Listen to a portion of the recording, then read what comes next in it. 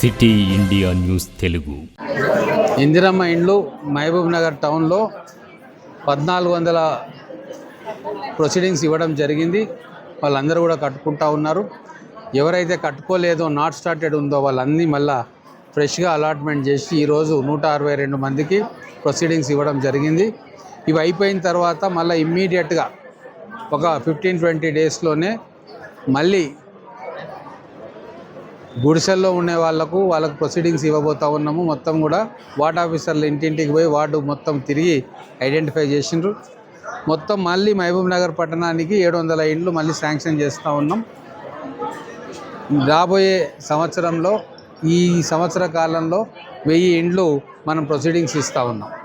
ఇవి అయిపోయిన తర్వాత అందరూ కట్టుకున్న తర్వాత మళ్ళీ వచ్చే సంవత్సరం మళ్ళీ ఇంకొన్ని ఇండ్లు మేము ఇవ్వడానికి సిద్ధమవుతూ ఉన్నాం. ఇట్లా గతంలో కంటే భిన్నంగా ఇప్పటికీ దాదాపుగా 7 లక్షల ఇండ్లు ప్రొసీడింగ్స్ ఇవ్వడం వాళ్ళందరూ కట్టుకోవడం జరుగుతూ ఉంది తెలంగాణ రాష్ట్రంలో. అదే బీఆర్ఎస్ ప్రభుత్వంలో వాళ్ళు 10 ఏళ్ల కాలంలో కేవలం 60,000 ఇండ్లను మాత్రమే ఇచ్చారు. మేము కాంగ్రెస్ ప్రభుత్వం ఈ 3 సంవత్సరాల కాలంలో 7 లక్షల ఇండ్లను మేము ఇవ్వబోతూ ఉన్నాము. మ్యాక్సిమం 5 లక్షలు ఆల్రెడీ ఇచ్చేసాము. ఇంకా 2 లక్షలు కూడా ఇవ్వబోతూ ఉన్నాం. ఇంకా రాబోయే రోజుల్లో ఇంకా ఇన్ని ఇందిరమ్మ ఇండ్లు ప్రతి నియోజకవర్గానికి ఇవ్వబోతూ ఉన్నాం. పేద ప్రజలు ప్రతి ఒక్కరు కూడా సొంత ఇల్లు ఉంటే, సొంత జాగా ఉంటే ఇందిరమ్మ ఇండ్లు వాళ్ళకి ఖచ్చితంగా ఇస్తాం. ఒకరికి వెనక ముందు అందరికీ కూడా ఇందిరమ్మ ఇండ్లు వస్తాయి.